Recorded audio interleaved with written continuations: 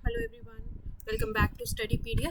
चलिए आज की वीडियो स्टार्ट करते हैं। आज की वीडियो में सॉल्व करेंगे एसएससी CHSL 15 नवंबर का फर्स्ट शिफ्ट सॉल्व करेंगे। इसके अंदर जो 25 मैथ्स के क्वेश्चंस पूछे गए थे वो सॉल्व करेंगे।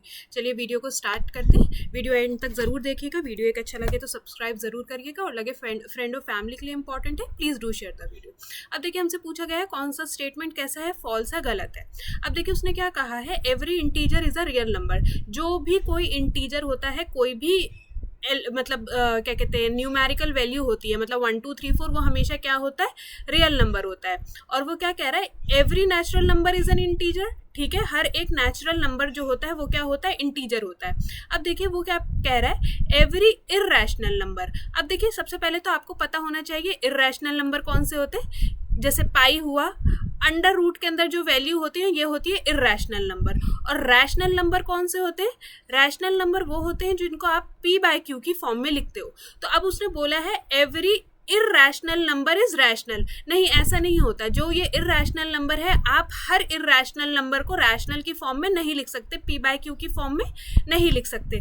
तो यही स्टेटमेंट क्या है आपका, गलत है। तो यही चूज किया जाएगा कि every irrational number is rational number.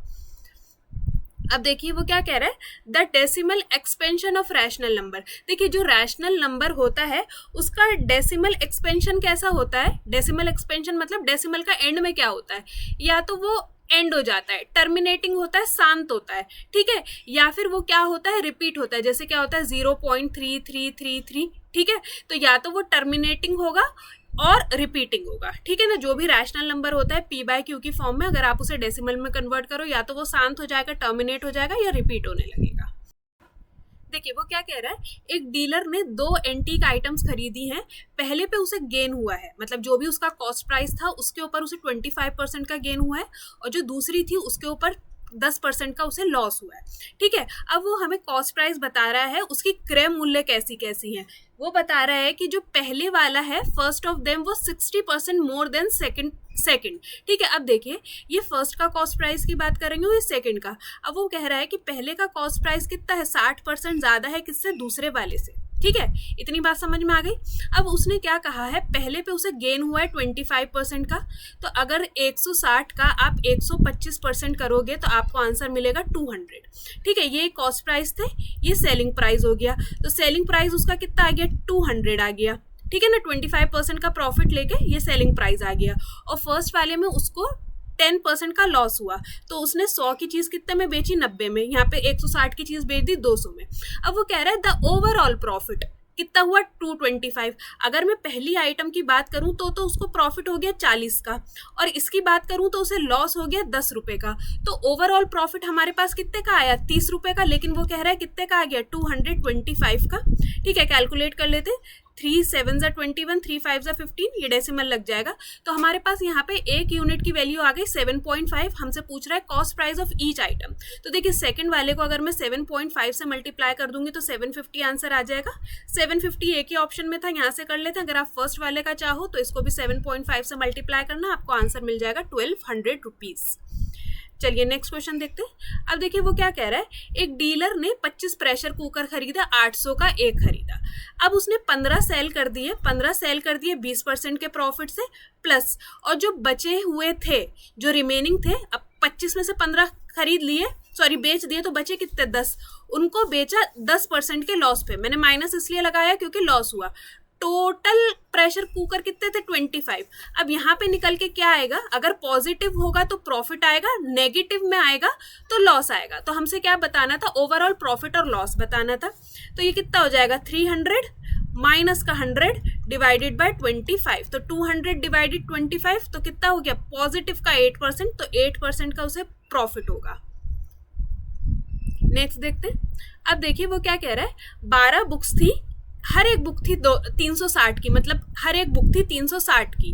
अगर टोटल कॉस्ट प्राइस निकालना होता तो 12 से मल्टीप्लाई कर देते, वो नहीं करेंगे हम। उसने बोला है कि सारी बुक्स उसने 3600 रुपए की बेच दी। अगर सारी बुक 3600 की बेची तो एक बुक कितने की बेची, 300 रुपए की। अब अगर आप क्वेश्चन देखो तो उसने 360 की बुक कितने में बेच दी, 300 की। तो हमसे पूछ रहा है कि उसको परसेंटेज में बताओ कि डिस्काउंट कितने का दिया है। तो कितने का डिस्काउंट दिया, 60 रुपए का डिस्काउंट किसके ऊपर, 360 पे मल्टीप्लाई बाय 100, तो आंसर आ जाएगा 16.67% का उसे डिस्काउंट दिया गया है। अब देखिए, अब वो कह रहा है एक क्लॉक थी जो थी कितने की, 10,000 की, एक क्लॉक थी 10,000 की जिसे कितना 140 मतलब 40% से मार्क प्राइस मतलब उसका अंकित मूल्य तय करा गया उसको 40% ऊपर, कॉस्ट प्राइस से 40% ऊपर, ठीक है, हमने कर दिया 140%। उसके बाद उसे 10% का डिस्काउंट दिया, मतलब 90% की वैल्यू पे उसे बेचा गया। तो हमसे पूछा जा रहा है कि प्रॉफिट कितने का हुआ। देखिए 1 2 3 4, ये 4 कैंसिल, ये हो जाएगा 14 9 126 20। अब आप देखो 10,000 की चीज कितने में बेची गई है, 12,600 रुपए में। तो हमें प्रॉफिट बताना है, प्रॉफिट कितना का हुआ, 2600 का, तो 10,000 का 26% ही क्या होगा, 2600 रुपये। अब देखिए वो क्या कह रहा है। अब देखो सबसे पहले एक बात समझो, एवरेज क्या चीज होती है। एवरेज अगर मैं बहुत सिंपल भाषा में समझाऊं, अगर 12 दोस्त थे, वो एक ट्रिप पे गए और टोटल खर्चा कितना आया, 600 रुपये, तो हम क्या करते हैं, डिवाइड करके देख लेते हैं कि पर हेड हर एक बंदे को कितने पैसे देने, तो हर एक बंदे को 50 रुपए देने थे, ठीक है। सपोज अब वो कहेंगे कि हमारी कैलकुलेशन में थोड़ी सी गड़बड़ हो गई, ये जो 120 रुपए थे ये रह गए हैं, मतलब कैलकुलेट करने में ये, मतलब अगर आप ढंग से कैलकुलेट करते तो ये 720 रहता। अभी वो कहता है कि 120 रुपए रह गए, तो हम क्या करेंगे, ये 120 को 12 से डिवाइड कर देंगे। तो अब हम कहेंगे कि टोटल जो एवरेज था हर एक बंदे को कितना देना है, 60 रुपए देने। इतनी बात समझ में आई। अब ये भी क्वेश्चन भी कुछ ऐसे ही होते हैं। अब उसने क्या कहा कि एक जो टीचर थी जिसके जो 15 स्टूडेंट का एवरेज मार्क था कितना, 72.4, मतलब कि हर एक स्टूडेंट ने, मतलब जो टोटल मार्क्स थे, अगर आप पर हेड मार्क कैलकुलेट करते तो हर एक स्टूडेंट को इतने मार्क्स मिले थे। उसके बाद उस टीचर को पता चला कि उसने एक एंट्री गलत कर दी, उसने एक बच्चे के मार्क्स रिकॉर्ड कर दिए 68.9 जबकि होने थे 86.3। तो मैं अगर मैं इन दोनों को माइनस करूं तो ये कितना है, 17.4, मतलब जो टोटल था, जैसे यहाँ पे टोटल 600 और उसके अंदर 120 रह गया था, ऐसे ही जो कुछ यहाँ पे टोटल रहा होगा उसमें से 17.4 मार्क्स रह गए हैं। अब अगर मैं 17.4 मार्क्स को 15 स्टूडेंट में बांटूं तो हर एक स्टूडेंट का एवरेज कितने मार्क्स से बढ़ेगा, 116 मार्क्स से बढ़ेगा, ठीक है। तो बस उसने हमसे यही पूछा है कि उसको करेक्ट करने के बाद एवरेज मार्क कितना रहेगा क्लास का, तो इसको प्लस कर देंगे, प्लस 72.4 में, तो आंसर आपका आ जाएगा 73.56। आई होप ये जो मेथड है ये इजी मेथड है, नहीं तो बहुत लंबा कैलकुलेशन हो जाता करने में। अब देखिए वो क्या कहते हैं, एक स्टूडेंट ने स्कोर करें 20% ज्यादा मार्क्स किसके अंदर, मैथ्स में, देन इन साइंस। अगर मैथ्स और साइंस का आप कंपैरिजन करो तो मैथ्स में उसने 120 मार्क्स स्कोर करें और साइंस में उसने करें 100, रेशियो कर देंगे तो कितना हो जाएगा, 6:5। अब वो क्या कह रहा है, अगर उन दोनों सब्जेक्ट्स का एवरेज 66 आ रहा है, एवरेज कैसे निकालते हैं, 11 दोनों को प्लस करेंगे, डिवाइडेड बाय 2 कितना आ गया, 66, तो 11 6 और 6 2 12। हमारे अकॉर्डिंग एक यूनिट का वैल्यू कितना आ गया, 12। तो हमसे पूछा जा रहा है कि उसके साइंस में मार्क्स कितने थे, तो 12 5 60 मार्क्स उसके साइंस में थे। अब वो कह रहा है एक स्कूल ने कंडक्ट करा है एक स्कॉलरशिप टेस्ट जिसके अंदर 60% जो स्टूडेंट थे वो इंग्लिश में पास हो गए, 60% इंग्लिश में पास हो गए और 70% जो हैं वो मैथ्स में पास हो गए और जो 45% है वो दोनों में पास हो गए, जो 45% है वो दोनों में पास हो गए। तो हमें बताना है what is the percentage of student who passed in at least one subject, जो सिर्फ एक ही सब्जेक्ट में पास हुए। तो इस केस में क्या करते हैं, इन दोनों को प्लस करो माइनस में जो दोनों में पास हो गए हो, तो आपका आंसर कितना आ जाएगा, 85%। अगला देखेंगे। अब देखिए वो क्या कह रहा है, ए बी सी ने इन्वेस्ट करा किस रेशियो, ए और बी ने, आई एम सॉरी, ए और बी ने इन्वेस्ट करा किस रेशियो में, 30,000 और 50,000 की रेशियो में। अब वो कह रहा है कि 6 महीने के बाद सी ने ज्वाइन करा, सी ने ज्वाइन करा है 6 महीने के बाद, प्रॉफिट। अब देखो अभी ये सबसे पहले ये देखना होता है कि जो उनका पार्टनरशिप है वो कितने साल तक चला। अब हमें अगर profit end of the year बताना है तो 1 साल तक पार्टनरशिप चला, कभी 2 साल भी चलता है, कभी 3 साल भी चलता है। तो सी का जो प्रॉफिट का इन्वेस्टमेंट रहा वो कितने महीने रहा, 6 महीने, और इनका रहा 12 महीने और इनका रहा 12 महीने। तो हमें प्रॉफिट शेयरिंग रेशियो बताना है। प्रॉफिट शेयरिंग रेशियो कैसे होता है, कैपिटल इनटू में टाइम, ठीक है।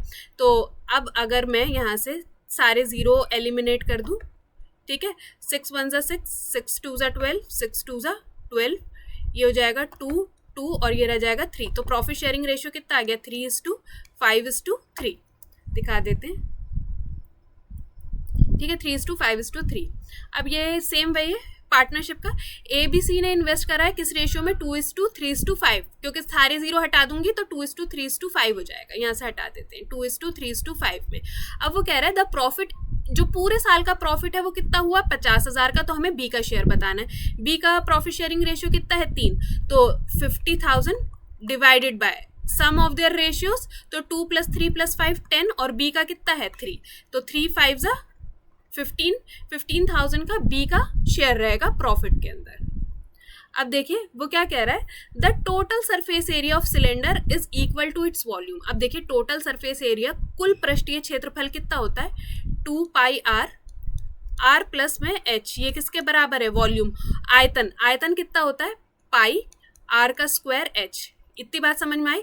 हमें बताना है relation between radius and height, radius और हाइट के बीच का हमें रिलेशन बताना है। तो देखो यहाँ से पाई से पाई कैंसिल हो जाएगा, ये इससे कैंसिल हो जाएगा, तो ये हो जाएगा 2r प्लस में 2h इज इक्वल्स टू में r इंटू में h, ठीक है। तो ट्वाइस ऑफ रेडियस इधर ही रखेंगे, ये हो जाएगा RH माइनस का 2h, इसमें से अगर मैं हाइट को कॉमन निकाल लूँ तो 2r इज इक्वल्स टू में h, ये हो जाएगा r माइनस में 2, क्योंकि देखिए सबके अंदर हाइट ही था तो मैं हाइट वाले दोनों टर्म्स मैंने एक साइड कर दिए, तो ये इधर जाके डिवाइड हो जाएगा, तो ये कितना हो जाएगा, r is equal r minus 2, h का वैल्यू कितना हो जाएगा, r माइनस में 2, 2r अपॉन में r माइनस में 2।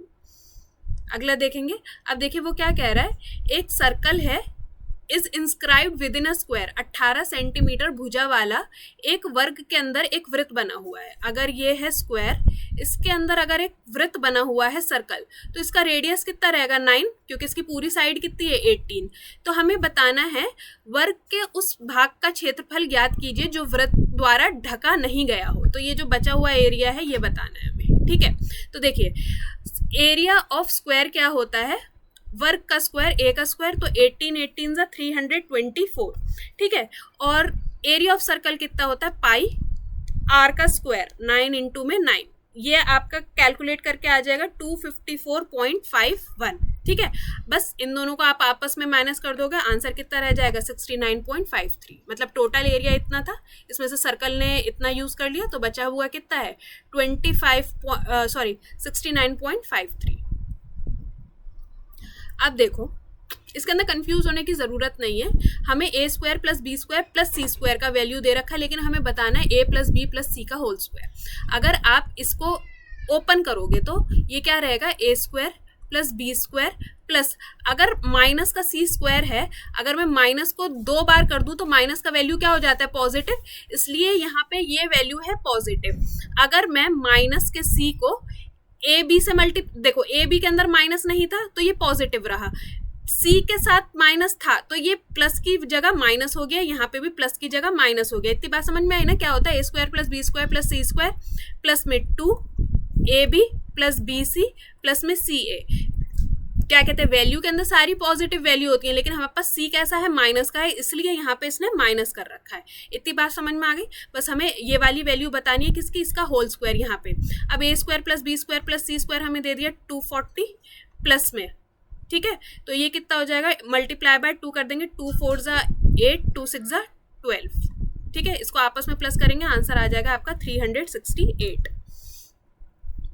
अब देखिए वो कह रहा है एक कोन और एक हेमिस्फेयर है जिसका इक्वल कर्व सरफेस एरिया है। अब कोन और हेमिस्फेयर का जो क्या कहते हैं सरफेस एरिया होता है, सॉरी कर्व सरफेस एरिया, पार्श्व पृष्ठीय क्षेत्रफल क्या होता है, कोन का क्या होता है, पाई आर एल। ये किसके बराबर है, हेमिस्फेयर अर्धगोले का, तो ये होता है 2 पाई आर का स्क्वायर। तो हमें क्या बताना है, और उनका क्या है, रेडियस भी इक्वल है, त्रिज्या भी इक्वल है, तो हमें उसकी स्लांट हाइट बतानी है, तिर्यक ऊंचाई बतानी है, एल का वैल्यू बताना है। तो पाई से पाई कैंसिल, ये एक आर से ये आर कैंसिल, तो एल का वैल्यू कितना आ गया, 2r। अब अगला क्वेश्चन देखेंगे। देखिए ये जो क्वेश्चन है इसके अंदर उसने बोला अगर मैं यहाँ पे थीटा का वैल्यू क्या रखूं कि दोनों को प्लस करके कितना आ जाए, 4√3। अब आपको इसके अंदर कॉस की टेबल बहुत अच्छे से याद होनी चाहिए, सेक का तो उसका अपोजिट होता है, तो क्या होती है 0 √3/2, मतलब देखो 0, 1/2, 1/√2, √3/2 और ये हो जाता है 1। ये होती है साइन की। कॉस की अगर आप चलाओ तो उल्टा होता है। यहाँ पे देखो, यहाँ से 1 से स्टार्ट करो, 1, √3/2, 1/√2 और ये होता है 1/2 और ये हो जाता है 0। ये ठीक है ना, ये आपको पता है ना। ये 45 डिग्री, 30 डिग्री, 0 डिग्री, 60 डिग्री और ये 90 डिग्री। अब हमसे पूछ रहा है कि मैं ए का वैल्यू क्या रखूँ, यहाँ पे थीटा क्या रखूँ कि आंसर मुझे मिले 4/√3। अब आप देखिए 45 डिग्री में, 45 डिग्री की अगर आप बात करो तो √3 नहीं आ रहा है कॉस के अंदर, ठीक है। सेकेंड ऑप्शन उसने हमें दे रखा है 25 डिग्री का। 25 डिग्री का हमें कोई वैल्यू नहीं पता है। 30 डिग्री, अगर आप कॉस की वैल्यूज 30 डिग्री रखते हो तो देखिए कॉस की वैल्यू के अंदर 30 डिग्री में √3/2 आ रहा है और उसके आंसर में भी √3 है। तो आप ऐसे ही इसको डायरेक्ट टिक करके 30 डिग्री पे आप इसको निकल जाते, नहीं तो आप इसे कैलकुलेट करके देखो, आपका आंसर आपको मिल जाएगा, ठीक है। अब देखिए ये वाला क्वेश्चन देखेंगे, क्वेश्चन नंबर 67।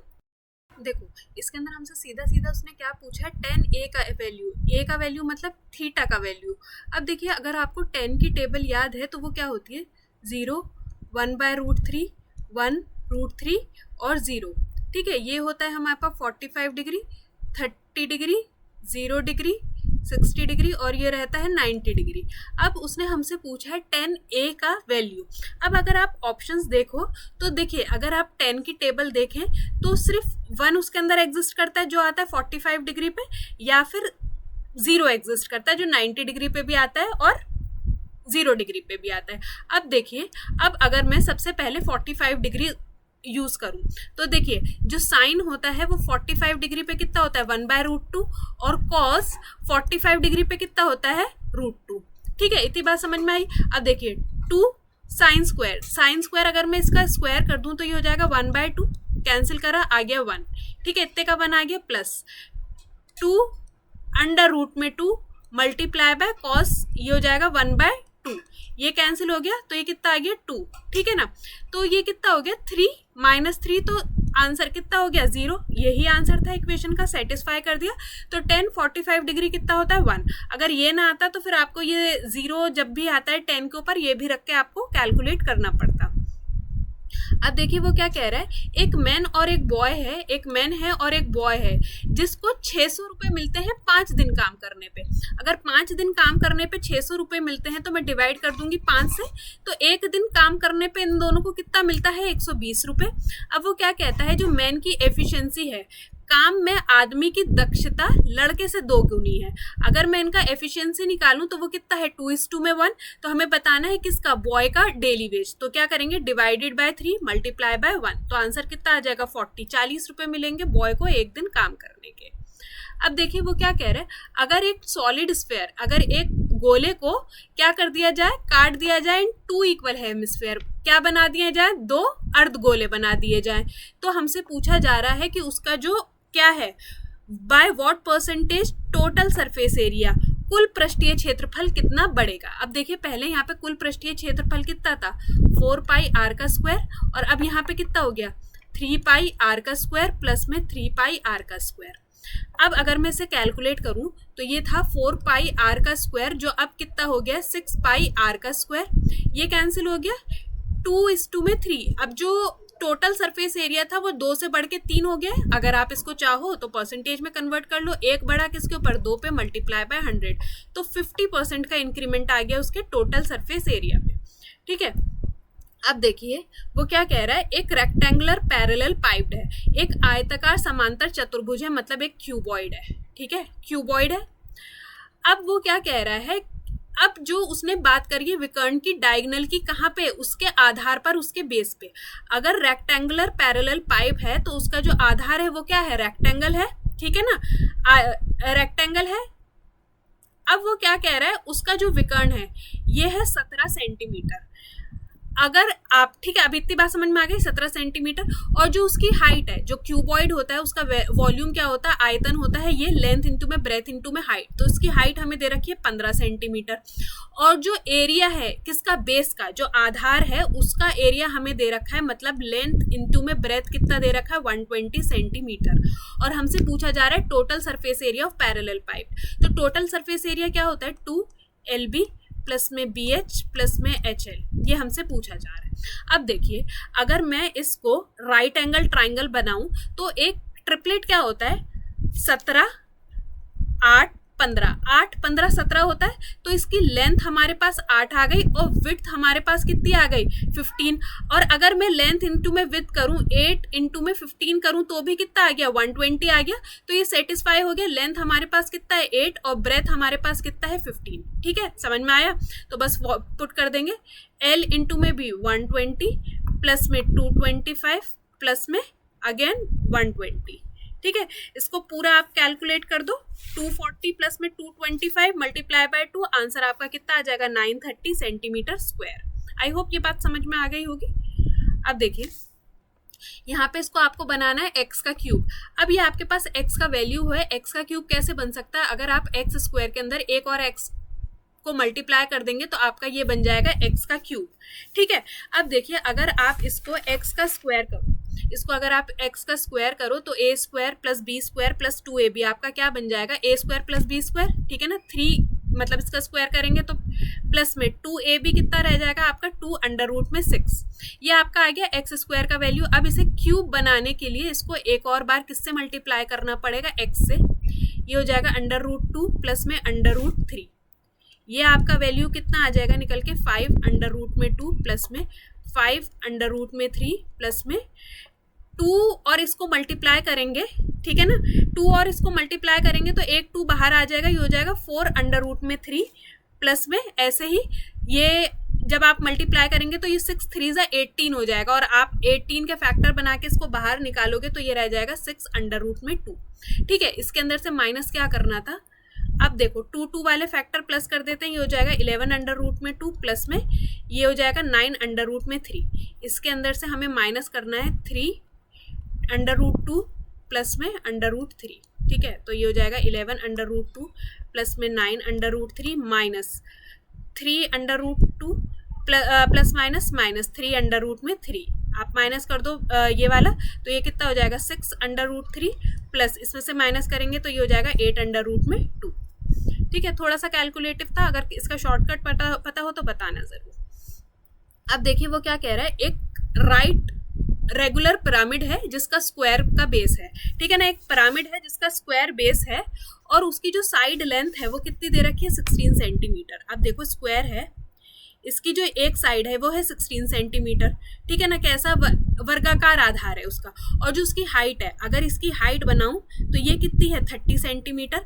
हमें बतानी है उसकी क्या कहते हैं, स्लांट हाइट बतानी है। Calculate the slant height and total surface area, तिर्यक ऊंचाई और उसका पृष्ठीय क्षेत्रफल बताओ। अब देखिए इसके अंदर अगर मैं एक राइट एंगल ट्राइंगल ड्रॉ करूं तो अगर इसका बेस 16 है तो ट्राइंगल का बेस कितना हो गया, 8। तो अगर मैं इसकी ये स्लांट हाइट कैलकुलेट करनी हो तो क्या होता है, हाइपोटेनियस का स्क्वायर इज इक्वल्स टू में परपेंडिकुलर का स्क्वायर प्लस में बेस का स्क्वायर। तो देखिए परपेंडिकुलर कितना है हमारे पास, 900 प्लस में 8 8 64, तो ये हो जाएगा 964।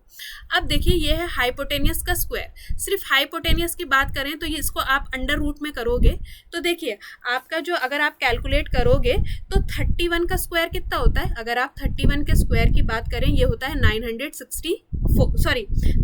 का स्क्वायर होता है 961। ठीक है, तो अब ये 31 के स्क्वायर से तो थोड़ा सा ज्यादा है।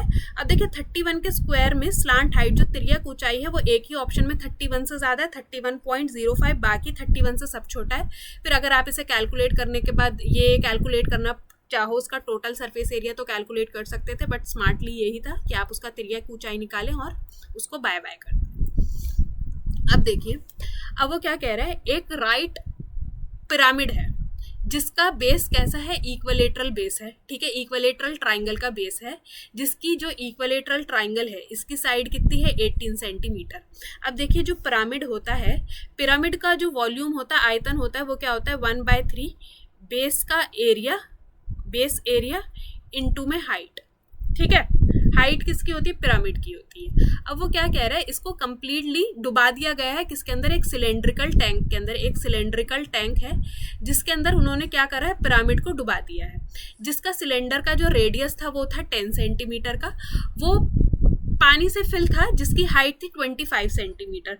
जब पिरामिड को उसके अंदर डुबाया गया, सपोज उस टाइम पे उसकी हाइट थी यहाँ पे 25 सेंटीमीटर की, जब उसको डुबाया गया पिरामिड को, ठीक है, तो उसके बाद जो वाटर लेवल है वो कितना हो गया, 25 से बढ़ के कितना हो गया, 28 सेंटीमीटर हो गया।